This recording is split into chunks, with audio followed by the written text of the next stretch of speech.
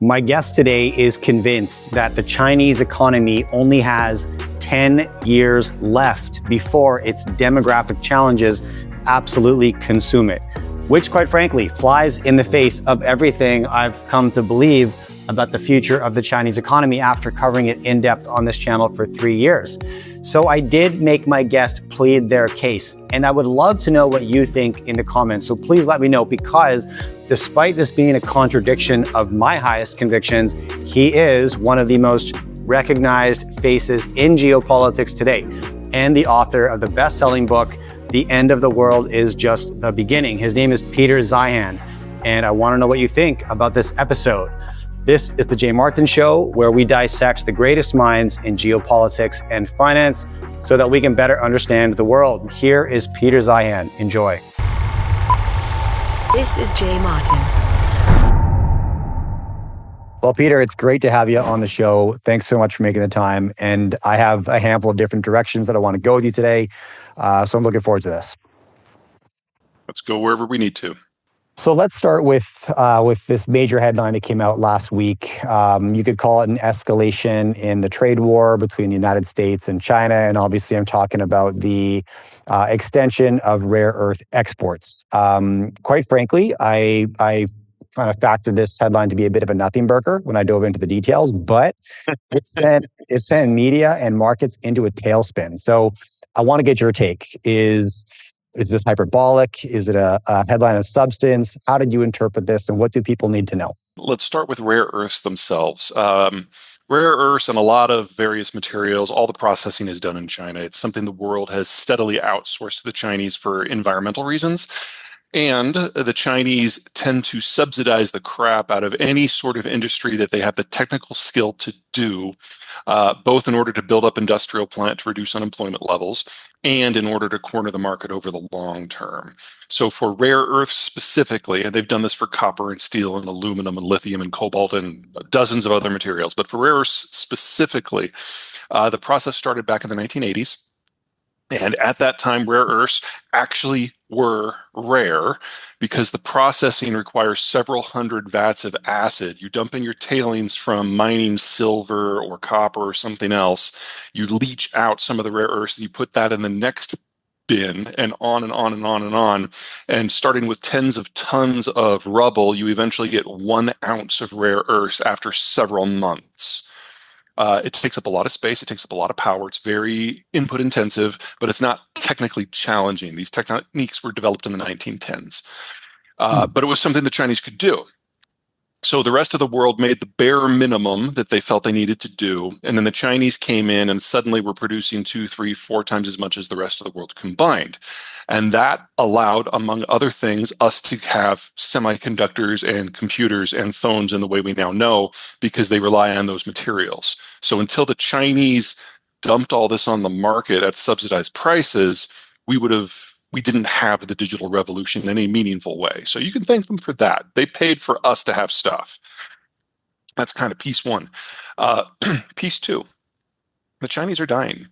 They now have more people over age 54 than under. And within 10 years, their entire economic model, any economic model that you can hypothesize right now, will not work because there will not be a workforce. So sooner or later, we are going to have to do this for ourselves. And when I say this, I don't just mean rare earths processing or turning bauxite into aluminum. I mean, everything that is manufactured in China right now is going to go away, which will obviously impact a few things. Which brings us to Trump. Are the Chinese engaging in unfair trade practices? Well, duh. So the idea that the Chinese use this as leverage in trade talks with the Trump administration is perfectly reasonable, and the idea that the Trump administration will hit back is perfectly reasonable. But what people seem to be forgetting is we're running out of time. The Chinese are going to be gone in 10 years. If we want to rebuild this processing industry for everything, we need a minimum of 2 years. And the Trump policy has given us until November 1st. That's not going to work. But we all need to prepare for a world where all of this stops anyway. And if we still want the materials and the goods that make up modern life, we need to process and build them and manufacture them ourselves.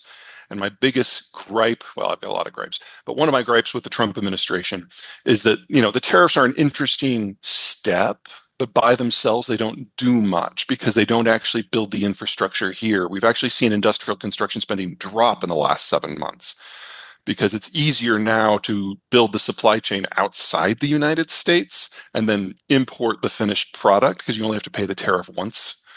And until we have some sort of actual incentive to build that infrastructure here, we're actually going in the wrong direction in the short term. Okay, I want to pull on a few There's threads. a lot. Yeah, no, it was great, actually. Thank you. So, where you began was that the refining, because yes, rare earths are no longer rare. They're quite abundant in the Earth's crust. The rare part has been the refinement, right? That's been the bottleneck, and that's the part of the supply chain that China's monopolized so effectively. It was interesting when you said this is not a complex process, however, because it's my understanding that China's become very protective of their proprietary refining process and is now in talks to open up a refinery maybe in Malaysia. But outside of that, they've really kept their process relatively covert. Is that correct, Peter? There's nothing about the technology that is hidden or particularly sophisticated. I mean, don't get me wrong. When you dump a lot of money into something for 40 years, you're going to be okay at it at least. But the technologies that the Chinese have developed are not exactly groundbreaking. But the bottom line is that all of these rare earths are chemically similar to one another. And separating them from one another is the problem. That's why you need the hundreds of VATs. There's no shortcut. Okay. You made a very bold statement. You said China will be gone in 10 years, and you point to the demographics as your case for this. There's presently more people over the age of 54 than under. That's a problem. I'd love you, though, to expand on that statement. China will be gone in 10 years. Could you just elaborate and provide some context to that for me? It's the story of industrialization. So when globalization really got going back in the 40s and early 50s, we started moving off of farms and into towns because all the new manufacturing and services jobs were in the cities. Well, when you live on a farm, kids are free labor and you have as many of them as you can put up with. But when you live in a city, they're an expense. So over the decades, over the generations, we had fewer and fewer and fewer kids. So if you go back to 1900, Americans were having 7, 8 kids per couple. Now we have, if we're lucky, 2. The later you start industrializing, the faster the process goes because you don't have to reinvent the wheel. All of the technologies are there. So the Chinese didn't do what we did. We went from farm to small town to suburb to city. The Chinese went from farm to high-rise condos. And so they went from having 6, 7 kids per child or per woman back in the 1970s to in the major cities now less than 1/4 of one child. We now know from new data releases from Beijing that the American birth rate has been higher than the Chinese birth rate since at least 1990. And that's 40 years of having almost no kids. That has now caught up to them. And they realize that they just don't have a generation that's under 40 that has any people as a proportion of the population at all. So we are in the final single digit years of the People's Republic of China, and within the final probably 30 or 40 years of the Han ethnicity itself. Did you say less than 1/4? That's the fertility Yes. rate. And Yeah, the replacement rate fertility for rate in context is Shanghai and Beijing and the rest is below 0.25 now. below 0.25, replacement rate being 2.1.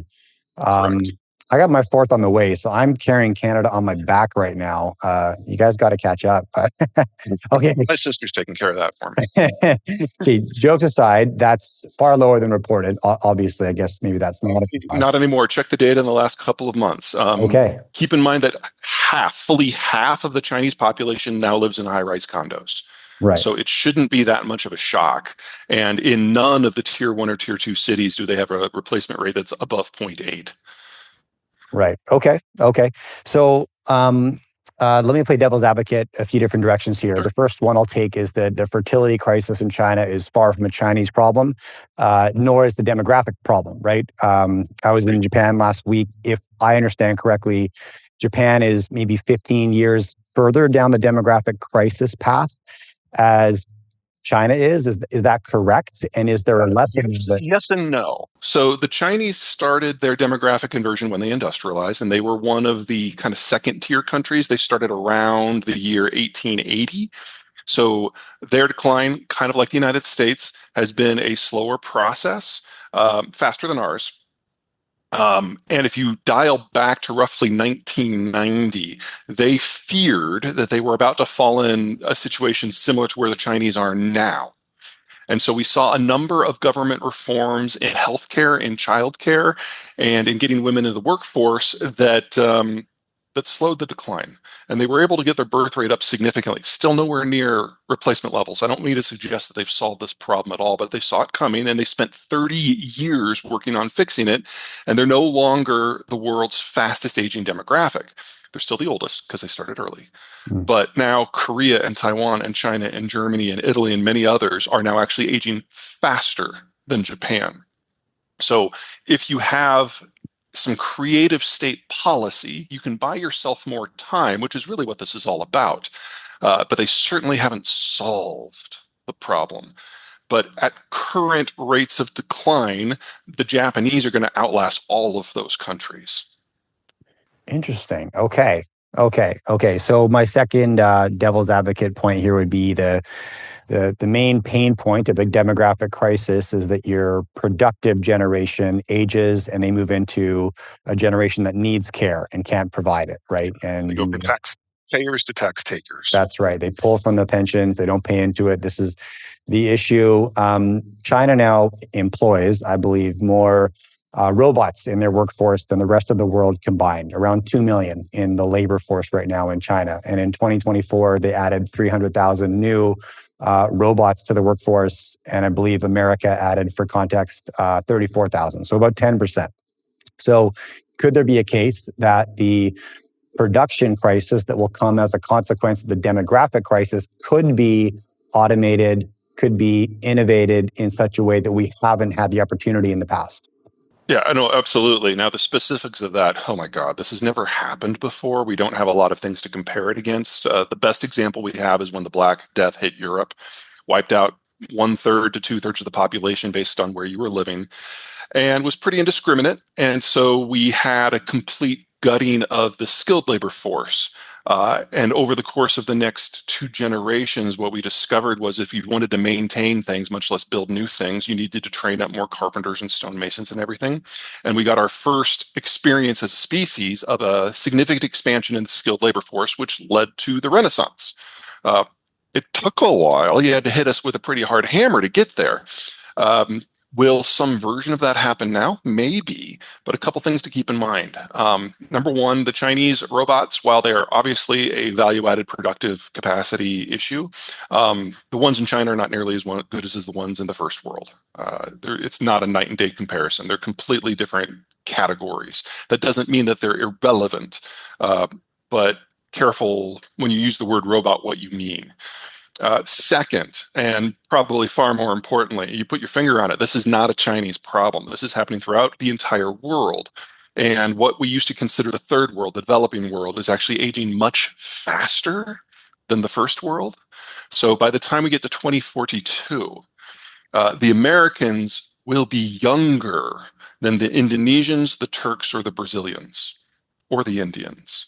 So they're not just catching up, they're overtaking us in terms of average age. And when you age past about 45, which they all will have by that point, consumption slows down dramatically because you're no longer building your homes or buying your cars or raising your kids.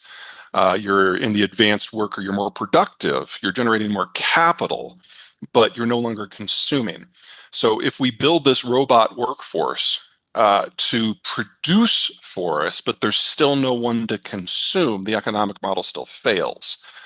There are 1,000 factors that we'll have to figure out, and all of them are going to matter. But getting past that one kind of top line issue is something that we're going to need a fundamentally new economic theory for. And the last economic theory that we invented was fascism. It took about a century from idea gestation to application.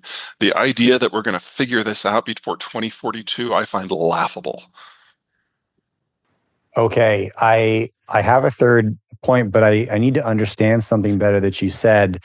Shoot. And this is the speed of age, I suppose. And the way you just phrased it was that by 2042, America will be younger than Indonesia and India. And Average age of the citizens. the average age of the citizens. And because I would have pointed to India as a country with some of the most favorable demographics and Southeast Asia in general.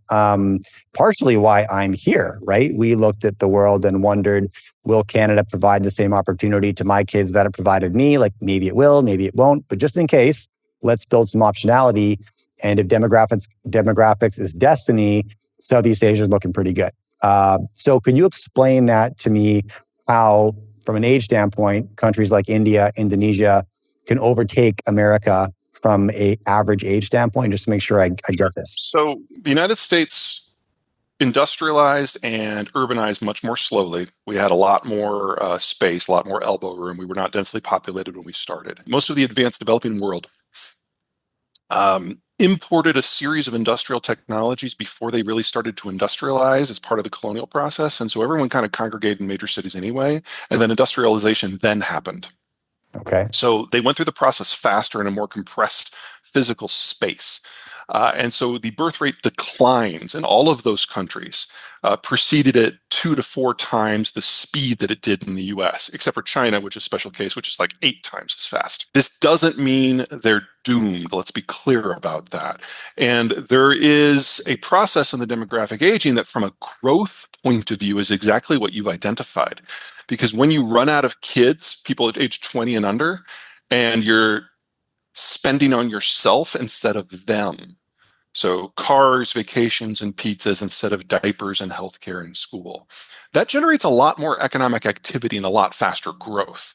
And so what we saw in China in the 90s and especially the 2000s was that moment when there were no kids, a lot of working aged adults, and not yet any retirees. And it's a spectacular story. We saw it in Europe in the 1990s. We're seeing it in Mexico right now. We're seeing it in Indonesia right now. We're seeing it in India right now. And based on what your birth rate is, it can last anywhere from 20 to 40 years. But you only do that once. And then the other side of it, you haven't had children now for 20 to 40 years. And you start having a big chunk of population that ages into mass retirement. So you get the tax taker versus taxpayer situation. At the same time, your consumption drops. And once you have your average age past 40, you no longer have enough young people to even theoretically repopulate. Now, Brazil, Indonesia, Mexico, and India are not to that point yet.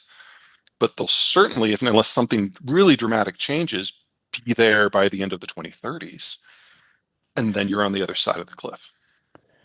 Is there anything that can um, that can bump up against this urbanization trend that results in the birth rate dropping? And I think about a country like Indonesia. It's Bali, where I am, is very devout Hindu. It's a very religious island. The remainder of the country is very devout Muslim. And are there any like cultural values or nuance inside of a community that could mitigate the negative effects on fertility rates that urbanization creates? Is my question making sense? Because, Yeah, no, I totally get it. God, how can I say this without coming across as an ass? There's two things. Both involve women. Option one, the better route, it's childcare. If women can enter the workforce, if they have to choose between a job and a career, a job and a family, they will choose. And some of them will choose the career. And that means they're not having kids in the same number. It's that Mhm. simple. So if you provide childcare, then they can have both. And countries that have done a robust childcare system have either seen their rate of decline drop less precipitously or managed to recover. No one's been able to turn it around yet. No one's been able to get back up to 2.1. But at a minimum, it buys you some time. And so we're seeing that sort of effect in, say, Scandinavia. This is part of the Japan story. In the United States, we've got really good data on this. And as a rule, we don't do any sort of state sponsored childcare at all.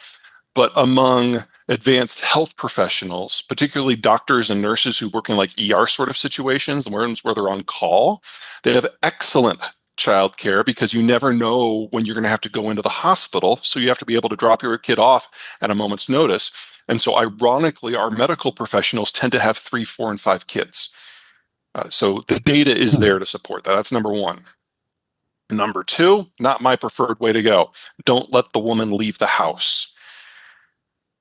That is the Islamic story in many cases.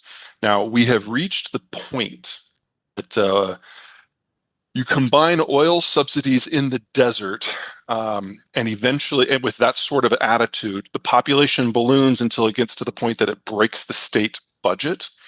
And then all of a sudden, all the subsidies go away, and the birth rate plummets as a result.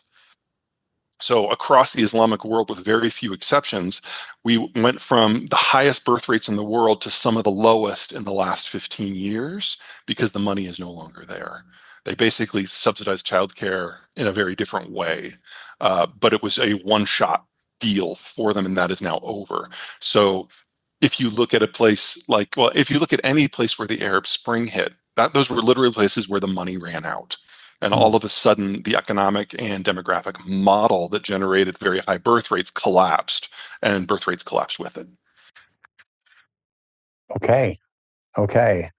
I appreciate that context. My third question around this would be around the sort of the decade left for that you've projected here for the Chinese economy to be relevant. Maybe that's, one way to phrase it, would be that it seems like there's many major economies around the world that are forming their future around China. And like the SCO a month ago in Shanghai, the Shanghai Cooperation Organization, the summit had over 40 countries at it this year, the largest it's ever been. You look at the continued applications to join the BRICS. Start by saying that any organization that has China and India or India and Pakistan as pairing, you know immediately that it's pointless. Okay, that has China and India or India and Pakistan. Or Japan and Korea or Saudi Arabia and Iran. Any of those pairings, because they work by consensus and those countries hate each other so much that they will automatically veto anything that the other side says that is substantive. So when I look at the SEO, I just yawn. Interesting. Okay. So Now, what's the your general statement that people are trying to frame their futures around China, totally legit.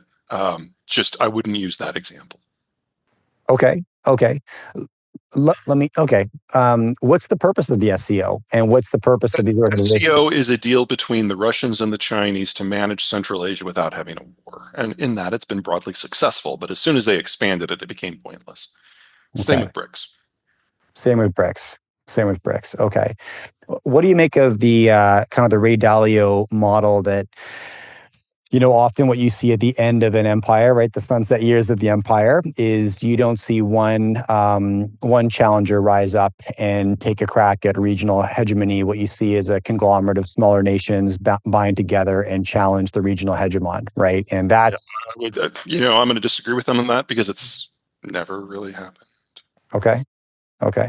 It's like the what's his name, Graham Allison. His idea that when you have a stable power from a previous era, that a new one can come up and challenge it and overthrow it. I think that's a more viable way of looking at the world. But Allison, as he pointed out in his book, it's about a 50-50 chance. Either the new power overwhelms the older power and sets the new era, or the new power comes up and the old power smashes it into oblivion and then redefines the new order. We're not in a situation where the Chinese are the rising power. They are utterly dependent upon freedom of the seas, and they do not have a navy that is capable of imposing freedom on the seas. And they no longer have a consumption base, so they have to sell their product somewhere else and bring in the raw materials from somewhere else. So their greatest ally in the world today, and for the last 40 years, has been the U.S. Navy. That is not a hegemon.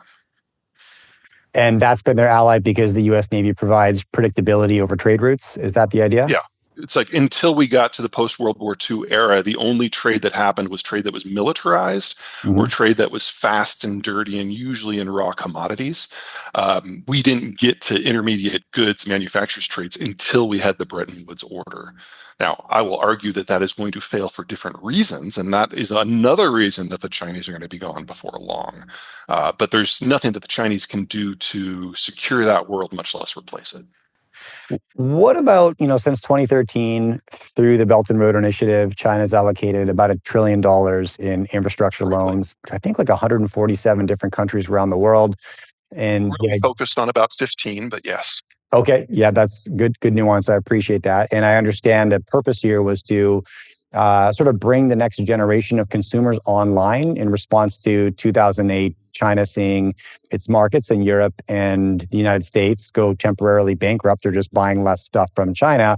One strategy was, can we lift up the next generation of consumers by providing them with the refineries, the ports, the bridges, the roads, the rail, to get their economies online and buy Chinese goods. It's also a strategy to just build allies and build trade. It's Chinese infrastructure scattered around the world. Is this not some kind of a lifeline, Peter, that now it's going to be put to the test in this sort of new sort of deglobalized order? These allies have been built over the last decade, and there's reason to have confidence in Chinese trade as a consequence. The Chinese didn't build refineries. They built no manufacturing plant. It was mostly exclusively transport infrastructure. And the Chinese discovered the same thing that the Russians did back in the 1990s and 2000s. Back then, the Russians were giving all of their former subjects concessionary prices on natural gas. They were buying friends. And what they discovered is when you raise the prices to market levels, they stop being your friends. Because if you pay people to be your friends, they're only your friends as long as you pay them. So the searing moment for the Chinese happened during COVID. They had built all this infrastructure throughout Southeast Asia and East Africa. And during COVID, they were dispatched, the diplomats from China were dispatched and saying these were all loans. None of these were grants, which was not the understanding of the countries that were getting the infrastructure. Um, Only two countries paid the Chinese back. Sri Lanka, which led to a government collapse, and Mhm. Pakistan because they didn't have a choice. But my favorite response was the Kenyans, because the Kenyans just started laughing at the ambassador and didn't stop until he left the room. These were bribes. These were never anything more than bribes. And when the bribes stopped coming, China was just another country. Does that mean that there's not a degree of alignment here and there? Of course not. Uh, but overall, in China, among the CCP, Belt and Road has been seen as their greatest foreign policy failure because it really didn't secure anything for them. When you say bribes, okay, so the infrastructure loans were provided as a bribe in exchange for what? What were they The buying? idea, okay, so something to keep in mind about China is that China does not have a deep bench of leaders and thinkers the way any other country in the world does. It's one man rule. And in the 13 years that Xi has been in power, he's basically purged the system of everybody who might be able to challenge him in any way, and then took it down another level to basically prevent any information that he didn't like from making it to him. So he's kind of ruling in a box. So when Belt and Road started and people could sense that the political alignment had shifted and it was all about one dude and what he thought, everyone took their own personal project and tried to put the Belt and Road label on it. So of that $1 trillion, probably half was basically just capital flight labeled as Belt and Road. So it's not nearly as big as people think.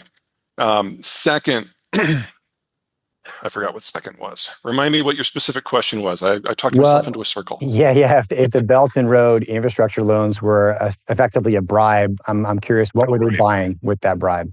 They were going for diplomatic influence, absolutely. But Okay. again, bribes only work so long as the bribes keep flowing. And as soon as the Chinese kind of cut this down, and it's been almost 5 years since Belt and Road really was a thing. Mm. There haven't been a lot of stuff like that since then.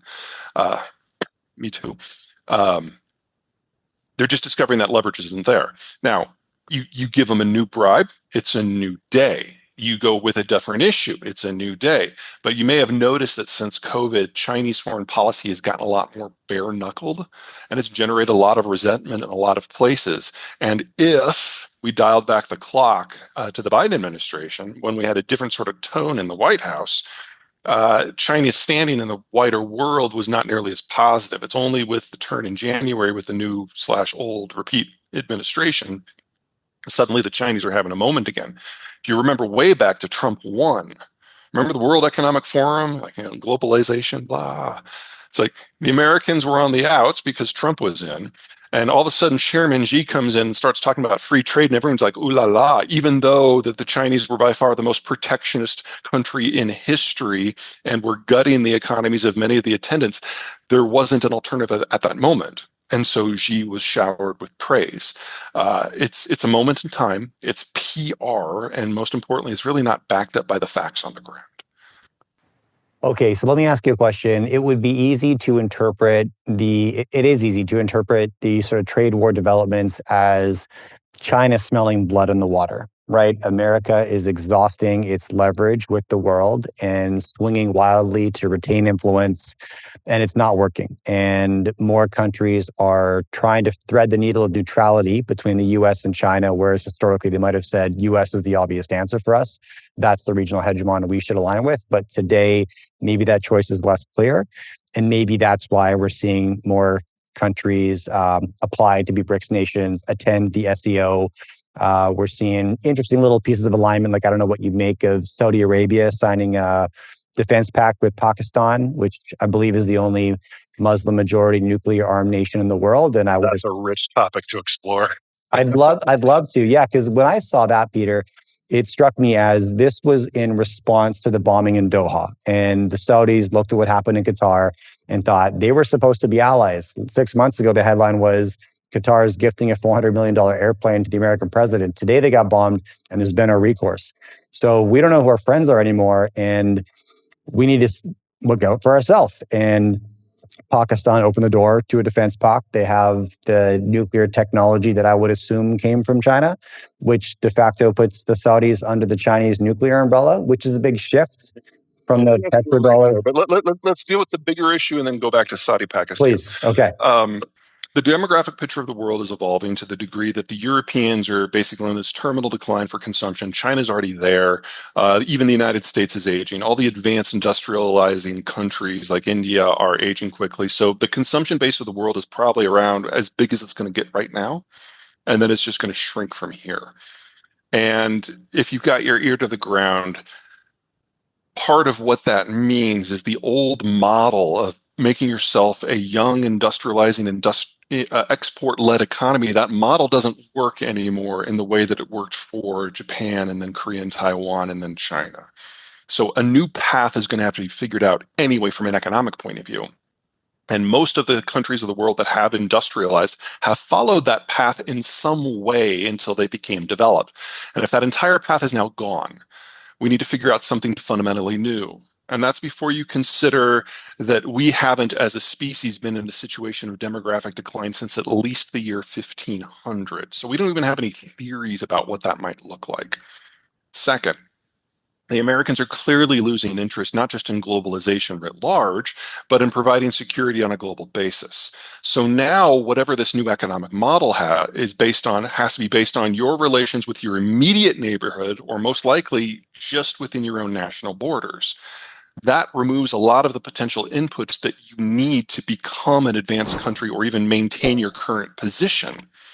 So everyone is trying things that are new. Everyone is looking for new relationships that might be stable, but everyone still realizes it's still dependent upon the US Navy in order to access anything.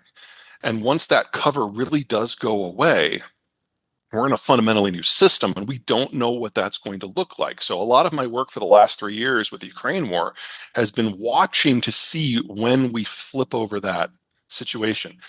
Because if the United States, for example, or any of the European allies, for example, go after the Ghost Fleet, all of a sudden freedom of the seas is circumspect. And you've got the navies of the world starting to go after civilian shipping. And that's a different system. And we don't have an agricultural system or an industrialized system or a manufacturing system or an energy system that can survive that. So everyone is looking for something new. And against that context, you've got Saudi Arabia and Pakistan. Now, Saudi Arabia's number one enemy for a very long time has been Iran. And Pakistan is an Islamic country that flanks Iran. And so they have had a very strong economic and defense relationship for the last 40 years. What happened recently is for a number of factors, of which the bombing of Doha was one. The Saudis are realizing that the Americans really are checking out one way or the other. And if they're going to have their country be defensible, they either need another security guarantor or they need a much more active diplomatic position to establish kind of a balance of power. So if somebody does come after them, there's an allergic response from somewhere else. And Pakistan scratches both of those itches. So most of the Saudi Air Force is piloted by Pakistani pilots, has been for 20 years. The single largest chunk of expats that are working in Saudi Arabia doing the work are Pakistanis. And a lot of the engineers that build Saudi infrastructure are Pakistani. So it's a deep relationship even before we got to this recent development. But I guarantee you, if push comes to shove and the Saudis really do get scared, they will write a check and get a Pakistani nuclear weapon. The Chinese are okay with this. And the Chinese do have a huge amount of influence over Pakistani policy, but that does not extend on to Saudi Arabia. If anything, the Chinese are more concerned about the Saudis in a way that sounds almost American. There was a moment back in the 1980s and 1990s before the shale revolution when we felt we were running out of oil, and the Saudis came in and bought up a bunch of refineries and then just started to park super tankers out in the Gulf of Mexico. And whenever there was an oil shortage, they'd send them in. And it got them huge amounts of influence over American security policy. The Saudis are now repeating that strategy in China because China is today the world's largest oil importer. And Saudi Arabia, I'm sorry, yes. And Saudi Arabia is the world's largest exporter of Islamic extremism. And the Chinese are terrified of anything that stokes Islamic extremism anywhere in their borders, much less within their country. So when they look at Zhejiang, their largest Muslim minority, and they start putting these people in camps and stationing CCP loyalists in people's homes so they don't have kids, their primary concern is Riyadh because they see this pincer movement culturally in the West and economically in the East, and they don't quite know how to deal with it. And then, of course, Pakistan's there talking to the Saudis about nuclear technology. Is that a thing? CCP officials being stationed in people's homes to They ensure started it about 6 years ago, and the Uyghur birth rate dropped by 3/4 since. that is some terrifying stuff. Yeah, Okay. it's full on fascism. There's no other word for it. Yeah. Okay. Okay. So, you mentioned Americans losing interest in policing the global order, which, your book, The End of the World is Just the Beginning, argues that, without U.S. naval protection, as you discussed today, the world returns to some kind of like a pre-1945 regional fragmentation, more anarchy, if we're lucky, maybe more anarchy than anything else. So walk me through that a little bit. Why is the United States retreating from being the global policeman? Why are they doing that? And what is the consequence of that?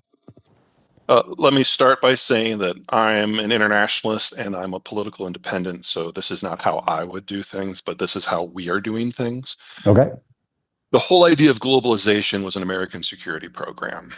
After World War II, we said that we would patrol the oceans. We had the only Navy that could do it. If and allow everyone's commerce to go everywhere, if in exchange we could write your security policy. And that's the alliance with Korea and Taiwan and Japan and with all the European allies. That was the deal. It was guns for butter.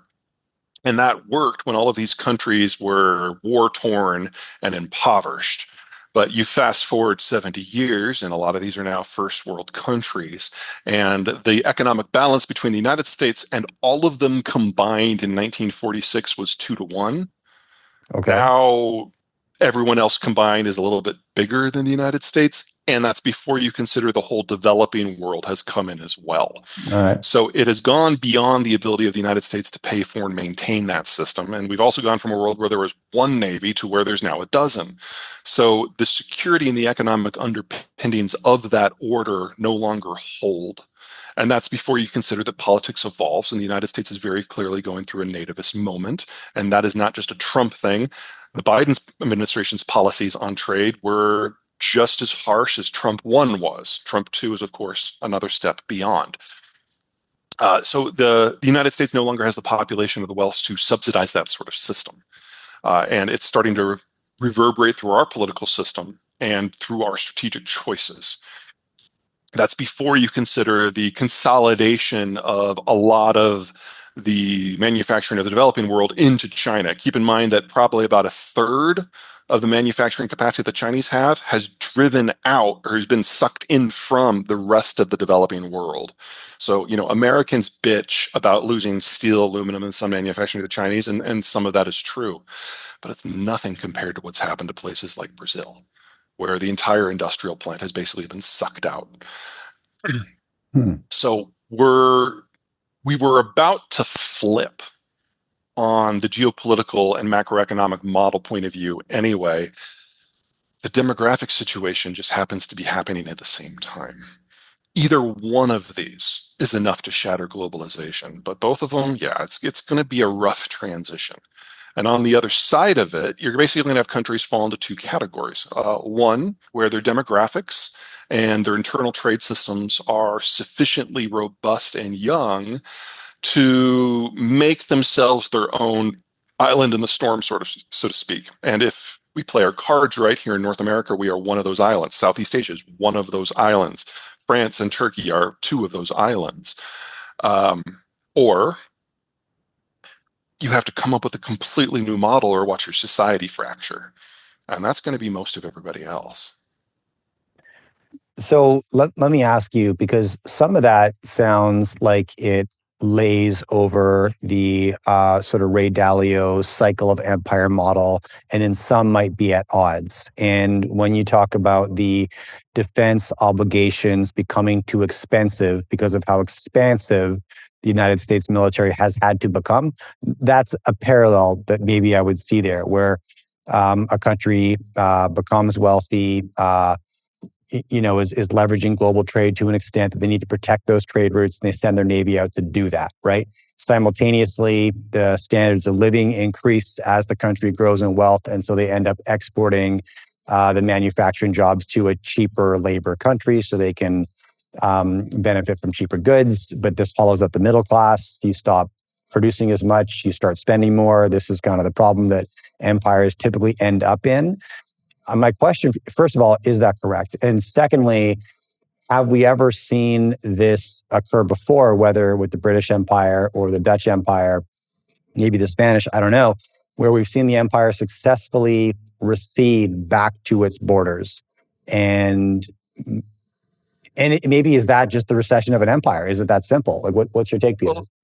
Well, let's do the world before 1945 first, because that really is a hard break. Okay, The world before 1945, you had two different kinds of empires. You had land-based and maritime-based.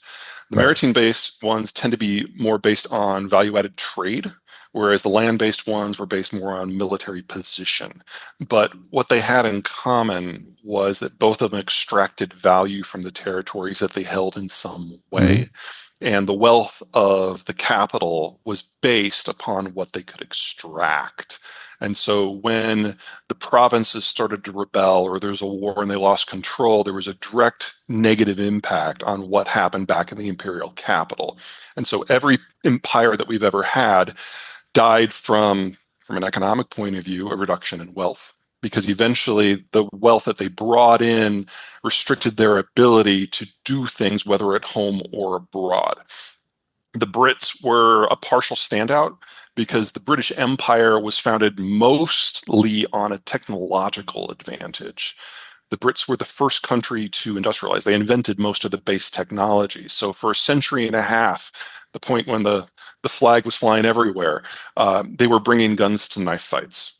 And so, of Mhm. course, they won. So they had 2 to 3% of the world's population, but they controlled like a third to half of the world's surface. It was a great time because they had a technological advantage. Once those technologies leaked out to the rest of the world, there was nothing special about Britain anymore, and it just retracted back to one island. Um, and so, if you want to talk about empires in that context, I think there's a lot of commonality with what you just saw. I'm not sure it's quite that dogmatic, but I'll Okay. give it. The United States is different. The United States didn't extract wealth from its empire. It's not an empire. The United States had a continent to itself. And in the aftermath of the Cold War with NAFTA, we had a value add manufacturing system with our neighbors. It's a very different model. Um, we didn't extract value from anywhere else. We had trade relations, but we encouraged bigger trade relations of those provinces, if you want to use that term, with one another. Part of the deal of the Bretton Woods Compact was that you can sell your goods into our market, but you can still protect your own so long as we can write your defense policies. It was about security for us, not about wealth.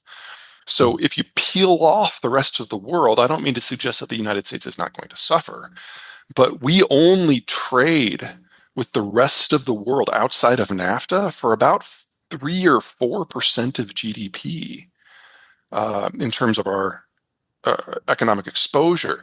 And we will feel that, especially since it's concentrated in the manufacturing sector. Um, but it's nothing compared to what the rest of the world would go through. So we're in this weird situation where the old hegemon, if it leaves, it'll stumble, it'll fall, get an acne outbreak, but the rest of the world's going to burn. I want to unpack that a little bit. So, if the United States stops writing these defense policies, that's part of retreating from the global policeman. There might be some villains that emerge, right? But the United States, Many, and eh, not necessarily our villains, but villains in general. villains in general, yeah, 100%. The United States, from a geographic standpoint, is incredibly defended, right? Fish on one side, fish on the other side, Canada to the north, Mexico to the south. You're in a good place, right? And yeah, the stopping power of water is a very real thing. I think in defense. I don't know if you agree with that, but so that's yeah, okay. So that's the real leverage that America has from a security standpoint. If they stop being the world's policeman, America maintains its security strictly because of its geography. Is that correct? And then could you expand a As little long bit? as you're thinking about it on a continental scope, 100% agree. Once you start going globally, that's a different conversation. Okay. And what does that mean? What does that mean once you start going Well, globally? one of the deals with Bretton Woods that's hardwired into NATO, among other things, is when there is a conflict in that theater, the United States immediately takes full command of the armies and navies of our allies. We're in command. We back away from this model. That is no longer true. And that means those countries are going to have to think for themselves and make defense policies for themselves and arm themselves. And all of a sudden, they're no longer in the ally column. They're somewhere in between. And when you force people to take care of themselves, they make their own decisions. So part of the arguments that I'm having here in the United States is if you think that globalization is bad and all the defense agreements where the United States protects these countries are bad, you have to consider the cost of the alternative. There are a lot of countries out there that cannot defend themselves conventionally. And if the US pulls the rug out from under them, they will start building militaries to compensate. And one of the fastest ways that you can build a military deterrent against a foe is to get a nuke. And so we have a half a dozen countries in Europe right now that are probably going to go nuclear within the next 2 to 3 years because they don't think that the United States is going to be there. And I think they're probably right. So we're taking the lid off the pot by going home. And if you're an American and you think that that is going to be cheaper, you are wrong because it is so much easier and cheaper to use your allies' forces in that theater than to use your own. Right.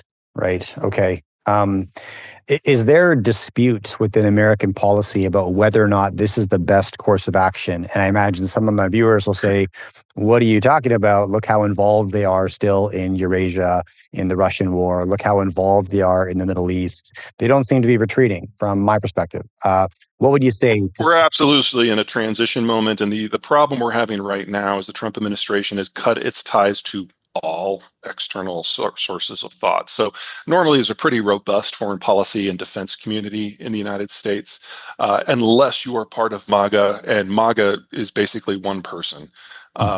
There's no influence. So the discussion is not happening. MAGA has made their decision about X, Y, Z. Okay. But it really comes to the mood of the man in the White House right now. And when he came in, he was extraordinarily isolationist. But then he wakes up one day, he's like, hey, we're going to do something with Israel. It is very, very erratic at the moment. And we will see, for example, with Gaza, whether or not there's going to be any continued push. I don't mean to take any accolades away from Trump from what he's achieved in the last 3 weeks in Gaza. I think that's great. But if that's the end of it, it's going to be very temporary. And on the other side of it, we will have an Israel who all of a sudden thinks that the United States doesn't matter as a defense force. That's what they thought 3 weeks ago when they bombed Qatar. And if everyone in the region realizes that the United States only matters when Donald Trump is in the room, then we have a different sort of defense planning.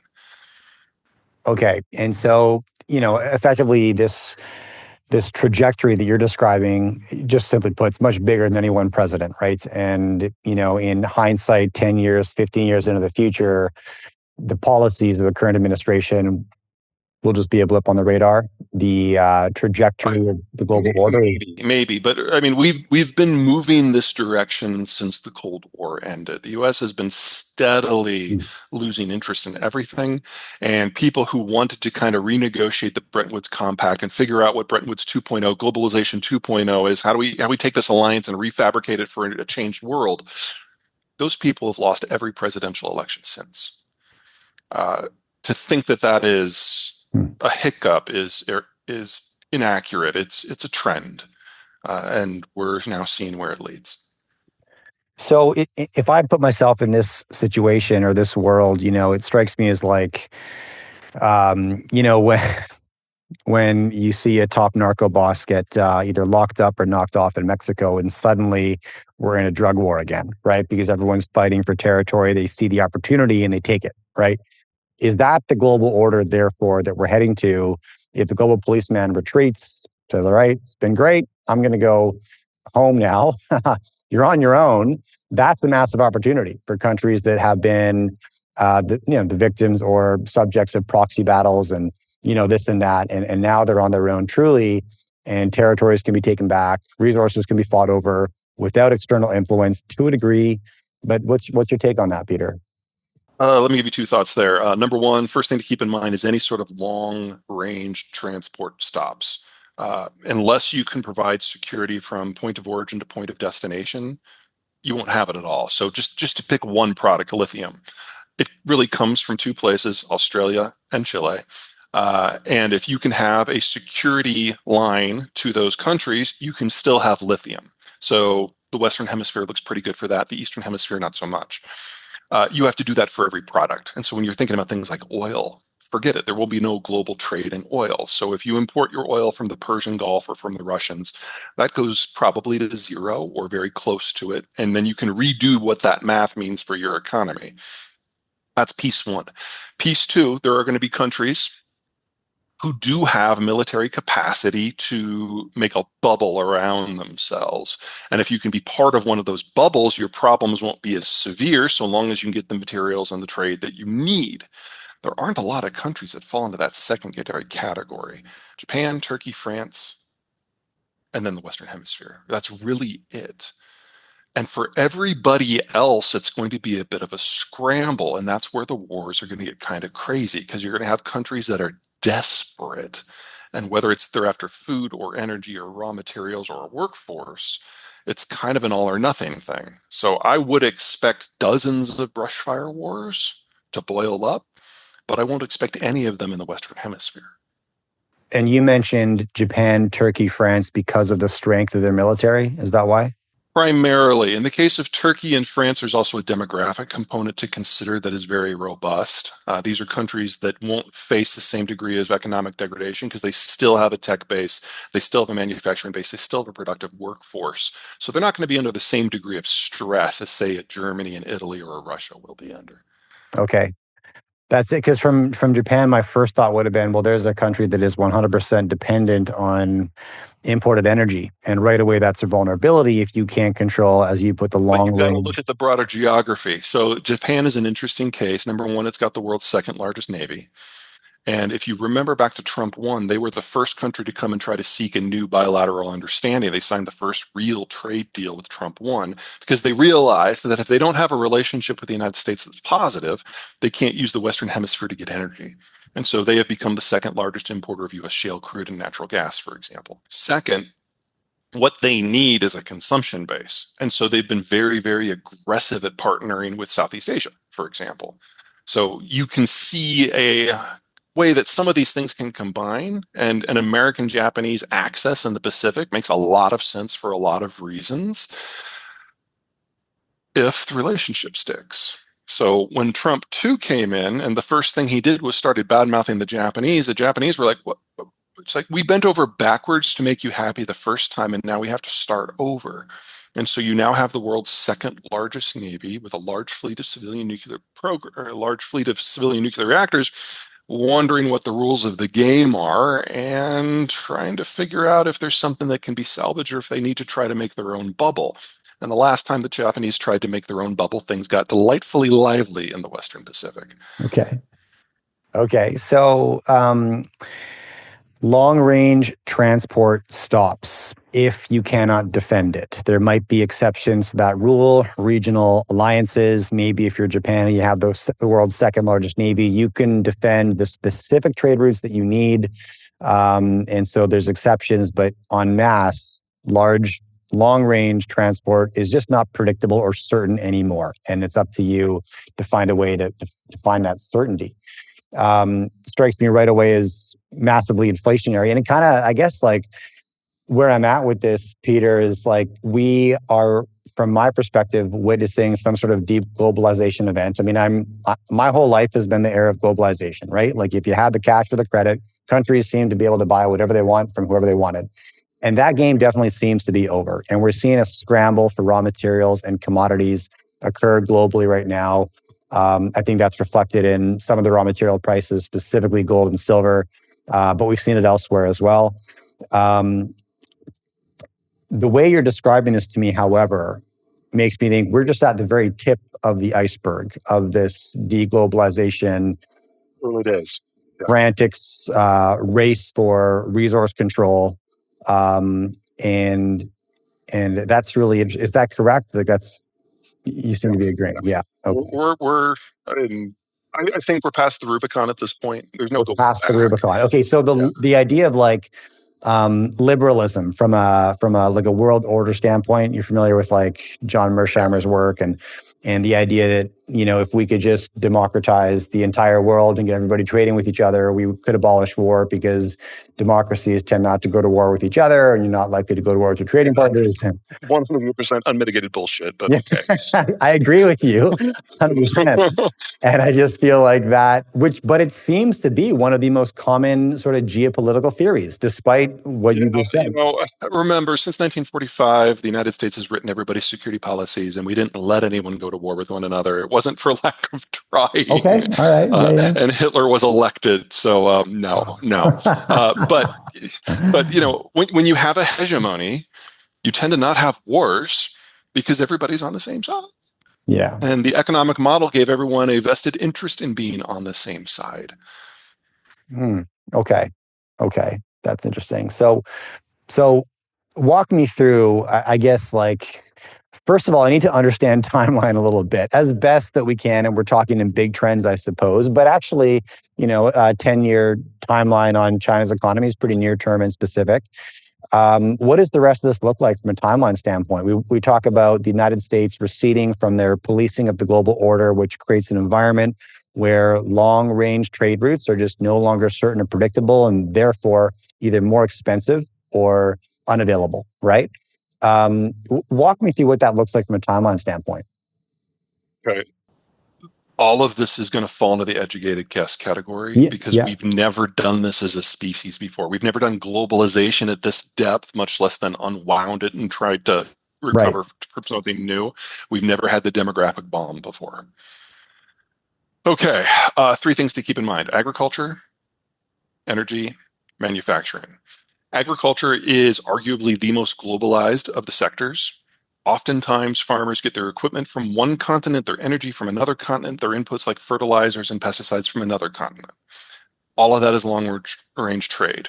So we're looking at a collapse in the ability of the world to be able to grow sufficient food to feed itself on a hemispheric scale in the Eastern Hemisphere.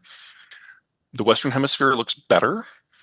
There's the fertilizers either come from Canada or the United States for the most part. The industry is in the United States and Canada and Mexico for the most part.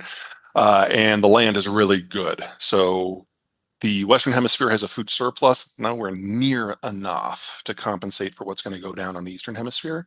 And with what the Trump administration is doing with some of its tariff policies right now, we're probably going to lose between 1/4 and 1/3 of the American farm production over the course of the next 3 or 4 years. So we're probably looking at somewhere between 1.5 and 2 billion people starving to death. That's piece one. That all happens in the next 15 years. Piece two, energy. Shale revolution is great, and the technology is probably applicable in parts of Canada and parts of Mexico, and it's already proven to be applicable in parts of Argentina. But those are really the only four places in the world that have a geology that is appropriate for the technology. We haven't found any place in the Eastern Hemisphere where it really looks like a good match. So the Eastern Hemisphere is stuck on old school energy production. And as a rule, bringing a new field online in that sort of environment is 5 to 15 years. So the Western Hemisphere has an energy surplus, the Eastern Hemisphere has an energy detriment, which means we're literally looking at large swaths of territory deindustrializing. And there is no way when you deindustrialize that you don't also have a population event. Agriculture is an industrialized sector. And then finally, manufacturers, goods. What is unique in the world of manufacturers after 1945 is when the sea is safe and you can ship anything anywhere cheaply, everyone starts to focus on the specific parts of manufacturing that they're really good at, and the supply chains start to get broken up into not just dozens or scores, but hundreds, maybe even thousands of individual steps. And that means you've got ships going everywhere. And so your average manufactured project in East Asia taps 7 countries and has over 80 steps. You want to get into electronics, you're talking about over a couple hundred. You want to talk about computing, you're talking about several thousand. You want to talk about high-end semiconductors, you're talking 100,000. All that goes away until we rebuild those manufacturing supply chains in a more geopolitically stable environment. We will not do that within 15 years. So, best case scenario, we have a 15-year transition period that ends at some point in the 2040s, during which all of these things break and are reinvented. The Western Hemisphere has a hell of a time at juggling all of this and figuring out what to put where, but it has energy in its food, and that makes everything else possible. The Eastern Hemisphere doesn't have any of it writ large. There's still going to be some bubbles that get interesting, and the United States will probably from time to time reach out and touch one country or another, not always negatively. And so the Eastern Hemisphere has some places that look really promising, like where you are. Southeast Asia is one of the small clusters that actually looks like, from a manufacturing point of view, can be wildly successful. And with help from Australia and New Zealand, can feed itself. And its energy situation is a little wobbly, but not disastrous. But if you're in China, you're looking at the end of the Han. If you're in Europe, you get to be there for Russia and Germany's death throes. I'm sure that will be a lot of fun. And if you're in Africa or in the Middle East, you're in an area that either imports 85% of what it needs to grow its own food, or just imports 85% of its food. And so civilization rolls back. That's the rough sketch of the world between here and 2050. It's not a pretty picture, Peter. No, there's a reason why the book is titled "The End of the World." Okay, but let me ask you. I mean, Russia is the world's largest commodity exporter, or at least that they have been until maybe recently, but they might still be. Yeah, I think 25% of the world's grain comes from the lands shared by Russia and the Ukraine. Oil, gas, I wouldn't richest say grain, but wheat wheat. certainly. Okay, Yeah, thank you for that. Richest uranium deposits in the world. If you're going nuclear, at the that's Bastion. probably Kazakhstan, but Russia's no Well, slouch. right. And I believe it all goes to the port in St. Petersburg. That's how it accesses the global market. I kind of put that under the Russian umbrella. I don't know if that was a assumption. But. The Russians certainly would. Yeah. Right. Right. Okay. So, I mean, that seems pretty secure to me, right? I understand it's a continent that is just. There's a reason Europe continually descends into war, right? So many countries sharing borders, different cultures, it happens, right? But from an agriculture and an energy standpoint, it seems quite set up. But you dispute The that. problems, I mean, Russia has two problems. Geography, for number one, huge territories. It no longer has a skilled labor force that's necessary to maintain even its basic rail infrastructure. So we're already seeing that fail without war damage, I might add. So the ability to access those materials is falling apart. A hilarious story. So if you go back to 1929, just as the Japanese were like getting really crazy and going all bonsai on Asia, they did a study about if they were to conquer eastern Siberia and extract all the mineral wealth. They did a cost benefit analysis, and they realized that the cost of building the infrastructure would outweigh any benefits they get from the minerals. And then they did the same study again in 1989 and had exactly the same result. So developing Siberia, it sounds nice. There's a lot there, no argument there, but there's a reason they fly out the gold.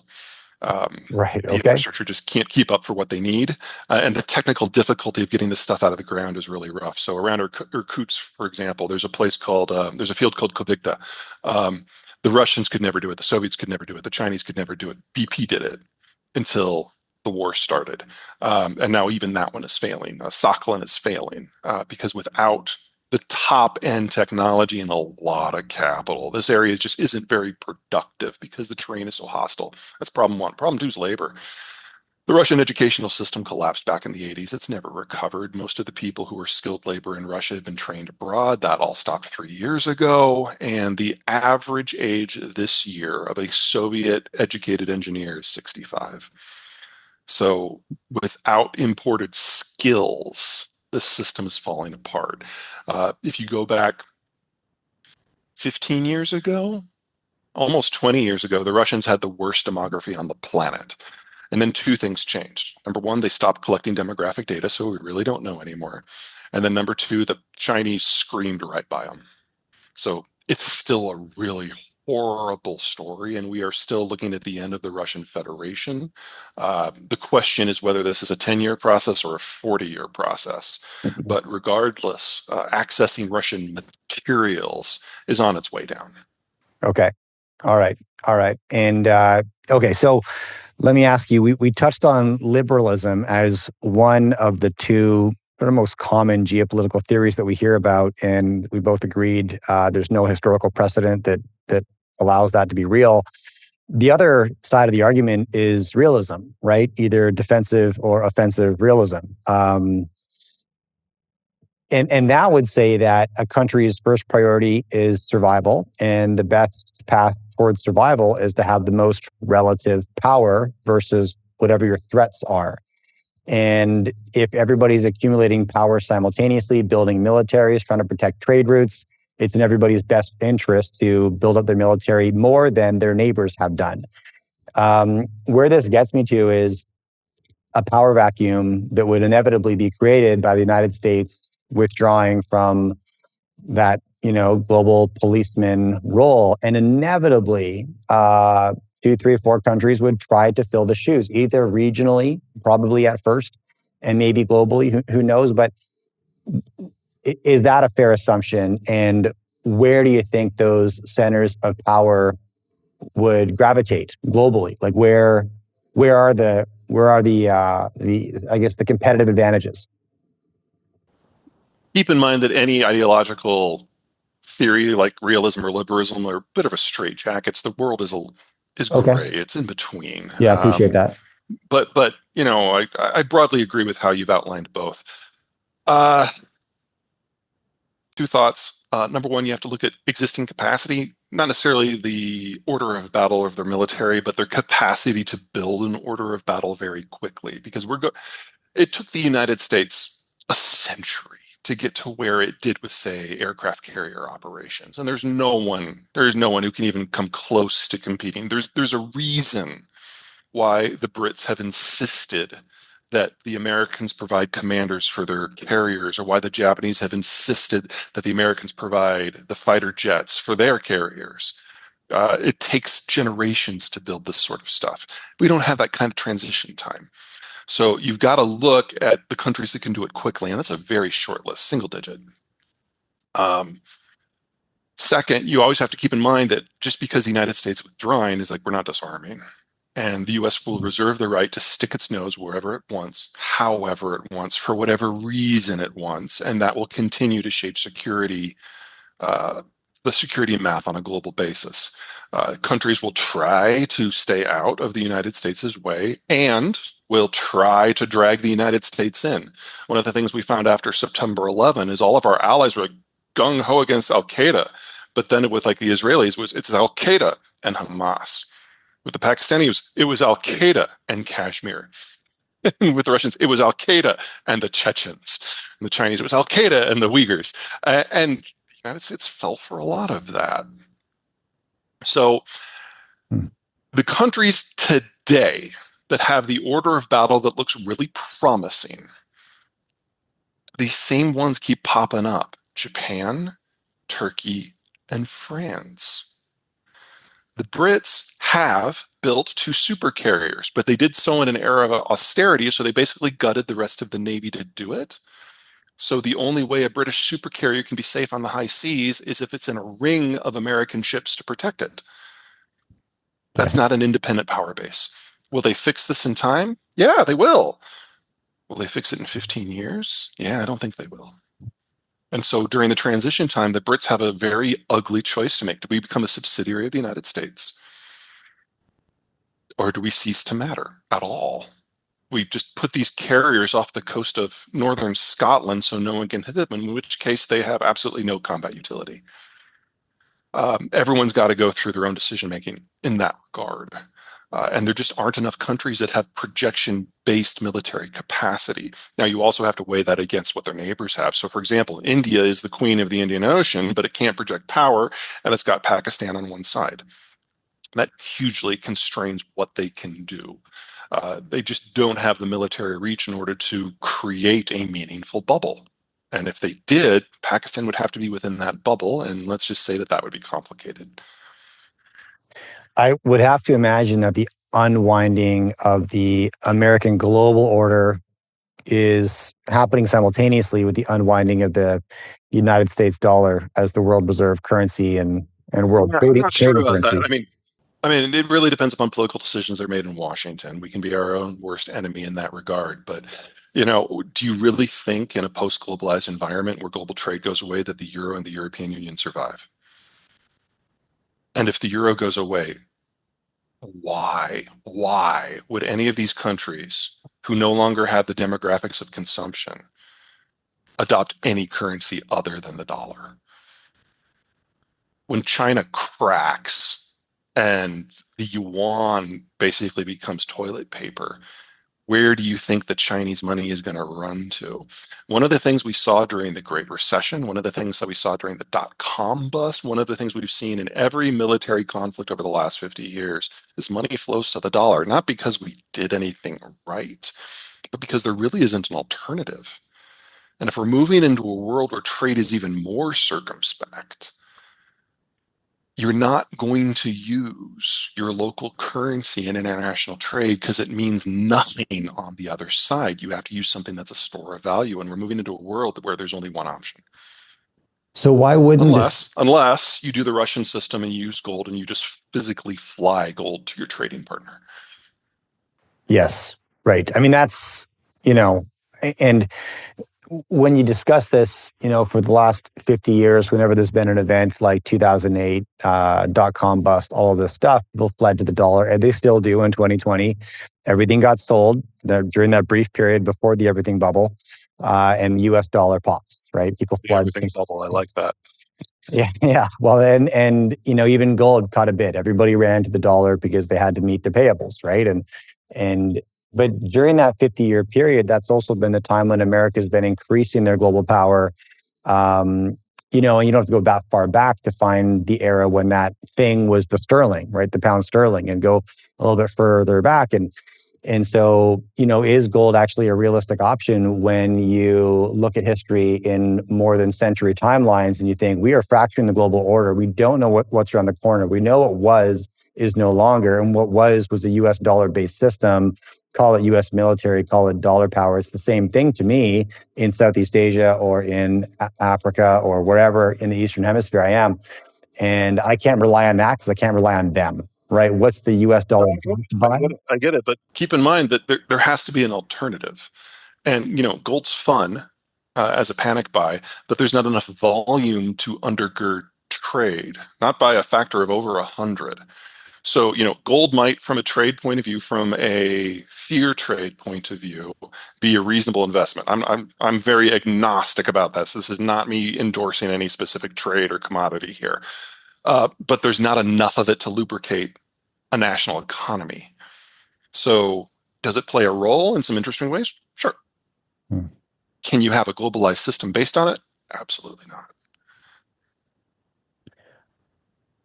That's interesting. And I imagine, in this scenario, you're going to hoard what you can, right? What has and can store value. And that game becomes a lot more diverse in this scenario. And if what you have access to in Indonesia is nickel, maybe that's where you store your wealth, right? I think Indo's got about 67% of the refined nickel. Maybe. Keep in mind, though, that gold is a very specific exception to most of the rules of economy because it doesn't have a lot of industrial uses where nickel and all the others have massive, almost endless uses. Mm-hmm. So I'm not suggesting that there's not a trade there to be had from time to time, but one of the top 10 demand sources for gold is literally Olympic medals. If you're in a situation where gold is the only option, you need so little of it. Whereas all the other commodities have such a wide range of large scale industrial uses. So they trade on a different metric. Gold's a fear trade primarily. And personally, I don't have the heart stability to play that game. But when I'm looking at all the other industrial metals, I can bet on technologies and supply chains and countries, the world I'm more familiar with. I mean, yeah, the fear trade lands, right? Like when U.S. confiscated the U.S. dollar assets after the Russian invasion, we saw central banks all over the world buying physical gold and repatriating it in amounts in amounts we hadn't seen in 40, 50 years. And, the assumption there is that we thought the dollar was the safe haven. You just showed us that that's actually up to your discretion. And if we do something to offend you, you can take that away, right? And so what happens when the United States steps back? Because we're in this weird moment where the United States is still going through a lot of the motions of defending the global commerce, but politically is very clearly getting out of this business. And eventually the carpet's going to match the drapes on this topic and things will break. Mm-hmm. And people will realize that even though the United States has kind of gone off its rocker, there's no other liquid, deep pool of financial assets that can make anything work. It's like we're in this really weird world where the US is holding things together, which allows the gold trade to function in the way that it is. Yeah, it's temporary. Okay. So I have 3 young kids, Peter, and I have a 4th on the way. And all of my kids were born in Canada, but they have dual American citizenship because my wife is a proud Texan. And we often have the conversation about where we should, put down roots. And we've decided we're not ready to make that decision yet. And so we're moving around a lot and we're exploring options both at home and abroad. So we're shortlisting American cities. We're experimenting in various countries around the world. Indonesia has become a second home to us for the last 3 years. Our decision is fundamentally based in where will my kids be able to access the same opportunity that I was growing up. I couldn't have been luckier, right? Grew up in a country surrounded by safe, predictable governance, and the exchange of hard work rewarded you just incredibly favorably, right? If you were willing to work hard, the world's your oyster, right? And it's been great. And I'd love to find that opportunity for my children. Through this frame of near-term volatility and uncertainty, a lot of countries on the chopping block, some numbers you put out here, 1.5 to 2 billion people starving because they just can't access reliable agriculture or energy. And that's a consequence of just global trade structures breaking down because one person can't afford to defend it anymore, doesn't want to, not in their best interest. At the end of the day, every economy's first priority should be their own economy. So that's maybe what's happening here. Where do you go? Where do you look? Is America the place to be? I mean, I guess that's the question I'm asking. Yeah, well, I mean, I don't like to live a particularly exciting life, so I want stability. I want to be in one of those bubbles. So, your Franco-centric system, which will probably include Spain and Iberia, maybe parts of North Africa, obviously Belgium, probably the Netherlands. Second bubble is Turkey, probably will involve the lower Balkans, and based on how the war with Ukraine goes, maybe Ukraine. And then with a little bit of energy from places like Azerbaijan and Iraq. Third bubble, Southeast Asia can't defend itself, but never has had a history of going to war with itself and is stable enough in terms of food and energy and manufacturing demographics that it's a very, very attractive partner with either Japan or the United States. And then, of course, the Western Hemisphere as a whole is its own bubble. But you've got to look, whichever bubble you pick, you got to look at what they're going to need to do. So in the case of France, France joined the European Union, founded the European Union, but never included its economy in the European Union. So they never deindustrialized, for example. They have their own national system. Has its pros, has its cons, but it's functional. In the case of the United States, we did somewhat deindustrialize as part of the trade program, so we need to double the size of our industrial plant. So if you want to be a white-collar worker in the United States, that's not where it's at. But if you can learn to wire and become a master electrician by age 23, you can probably earn $1 million a year. So it's just everything that we understand is going to evolve based on the things we're going to have to do and the things we're going to lose. And a lot of the math that you might look at today just isn't going to be applicable 5 years from now. 5 years from now. Well, think about where we were 5 years ago. Think about how far this process is already down the line. Yeah. Okay. That's really 2019. That was probably the high year for globalization, and we've already started the slide. Yeah.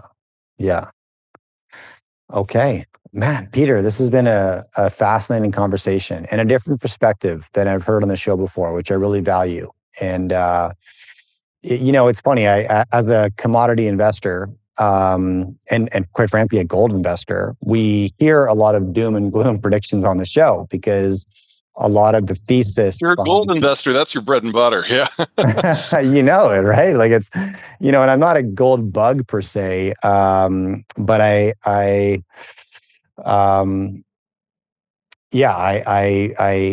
hear, we spend a lot of time dissecting the sort of, I guess, future of U.S. influence, U.S. dollar influence, and all of this stuff, and often comes out with some pretty dire predictions. This was a different take, similar outcome, but completely different perspective, and I found that incredibly fascinating. I learned a lot, and I really appreciate your time, and I'm grateful you came on the show, and I encourage everybody to pick up a copy of your book. The End of the World is just the beginning, Peter, and your podcast. You post daily on your podcast, or pretty much. Yeah, well, it's great though, and you're often out in the trails, like in Colorado, hitting some hikes. and you'll just whip out the phone, it seems, right? And just give an update on whatever. Well, posted today, I got lost. So I think I might as well record something. All right. Well, it's super accessible, consumable. Recaps of the most important geopolitical headlines that are occurring, and you're touching on those daily. So I appreciate that very much. And thanks again for coming on today. My pleasure. This has been great. All right. Well, I'd love to do it again. Have a great day.